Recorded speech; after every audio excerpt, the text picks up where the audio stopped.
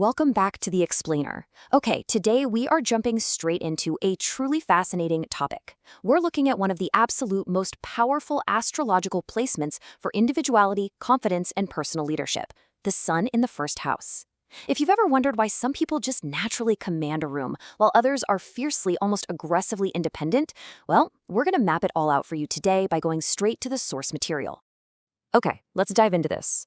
Are you truly self-led? Or have you become impossible to guide? Man, that's a heavy question, right? But it perfectly captures the lifelong tension for someone with this placement. It's a super fine line between brilliant self-reliance and just outright stubbornness. So we're going to explore exactly how that tension actually plays out over a lifetime. To really unpack this, we'll follow a 5-part journey. We're starting with the spark of individuality, then we'll look at natural-born leaders, confront the ego and independence trap, navigate thriving in relationships, and finally wrap up with evolving into authentic leadership.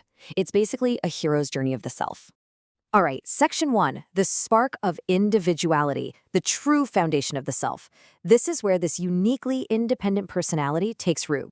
Before we even start layering in the sun, we kind of need to understand the canvas we're working with.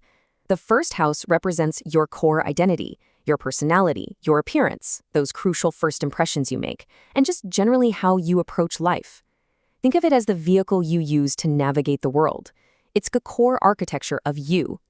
Now, what's really interesting about this is what happens when you drop the sun right into that first house vehicle. The sun is literally the ultimate planetary force of purpose, vitality, courage, self-belief, and this burning desire to shine through sheer effort. When you put that blazing, undeniable vitality directly into the house of identity, you get a spectacularly powerful dynamic. The self is entirely illuminated. And that illumination, it creates a massive inner drive to forge your own path, rather than just passively following expectations. People with this placement develop a rock-solid sense of self from a really early age. They just aren't built to live according to somebody else's script. They have this deep, driving necessity to learn through personal experience. I mean, sure, they might listen to advice. Well, actually, they'll hear you out, but they absolutely have to test it out and understand it for themselves before they'll ever accept it as truth. Which brings us right into Section 2, natural-born leaders and how they lead by example. Because honestly, you can't have this much concentrated self-belief without it profoundly affecting everyone around you. Their specific leadership style is unmistakable. They have a really noticeable personal presence, they attract recognition without even seeking the attention, and they are always willing to take responsibility. Because of this, others instinctively look to them in uncertain moments. And this is fascinating because they aren't necessarily the ones waving their hands around shouting, "Look at me, let me lead." No, their personal presence is just so deeply grounded that when a crisis hits, everyone else in the room naturally turns their heads to see what this person is going to do. Their absolute strongest, most magnetic influence comes by simply showing what is possible through courage. It's a show, don't tell kind of vibe. Their magnetism isn't forceful, it's not demanding. It comes purely from consistency and leading by example. They are the living, breathing embodiment of actions speak louder than words, just pulling people forward through sheer forward momentum. But, it's not all smooth sailing. Let's look at Section 3, the ego and independence trap, and the challenge of balancing that independence. This right here is the central narrative conflict for the sun in the first house.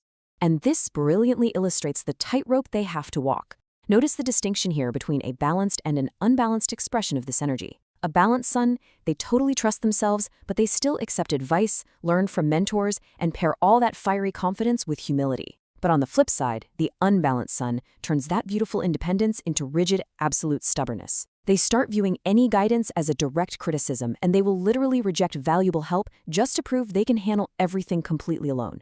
It's a classic ego trap. When suggestions start to feel like control, they build walls instead of bridges, and that just leads to a lot of unnecessary struggle. Which brings us to this profound realization. True strength does not come from refusing help. It comes from knowing when to stand alone and when to learn from those with greater experience. That is absolutely crucial.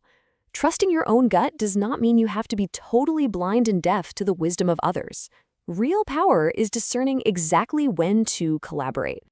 Now, this intense drive for independence inevitably spills over into our next topic, Section 4, thriving in relationships, and the question of thriving together. How on earth does someone so fiercely independent actually partner up without feeling trapped? Well, for these folks to actually function and thrive, they have some very specific relationship needs. We're talking freedom, respect, plenty of personal space to express themselves, and partners who actively encourage growth rather than limiting their independence. And let's be clear, these aren't just polite little preferences. These are absolute non-negotiables. Because their personal identity is so intensely important to them, they do not respond well, like at all, to controlling dynamics. If they feel caged in, their immediate instinct is just to smash the cage. So, the crucial point is, partnership does not mean losing yourself to someone else. A truly healthy connection actually allows two strong, fully formed individuals to support each other's separate journeys while still walking side by side. They absolutely do not want to merge into one blurry, codependent identity. They want an equally strong co-pilot. Navigating all these traps of ego and relationship compromises is what ultimately refines them. This brings us to our final chapter, Section 5, Evolving into Authentic Leadership and the Journey to Maturity. Let's move to and see how this builds over a lifetime, because the transformation is incredible. In youth, we often see stubbornness and pride, but maturity brings this beautiful focus on authenticity. That youthful need for recognition, it evolves into a deep desire for meaningful impact, and that exhausting early drive for constantly proving oneself eventually softens into inspiring other people's strengths. The leader who once desperately needed to be seen as the smartest and strongest person in the room finally realizes their true purpose is to make everyone else in the room stronger. Now, I want to address a fun little internet culture myth here.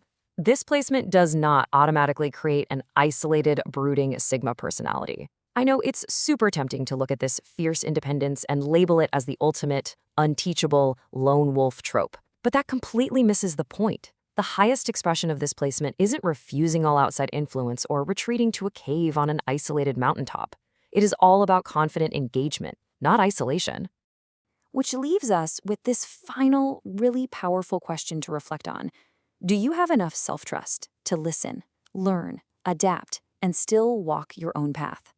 Because true leadership and ultimate maturity happens when you know yourself so deeply that you can follow your purpose, welcome the world's input, and do it all without needing constant approval or losing your core identity. Thank you so much for joining me on this explainer. I really hope this structured look at the sun in the first house has been as illuminating for you as it was for me. I'll leave you with that final question to ponder. Until next time, keep learning.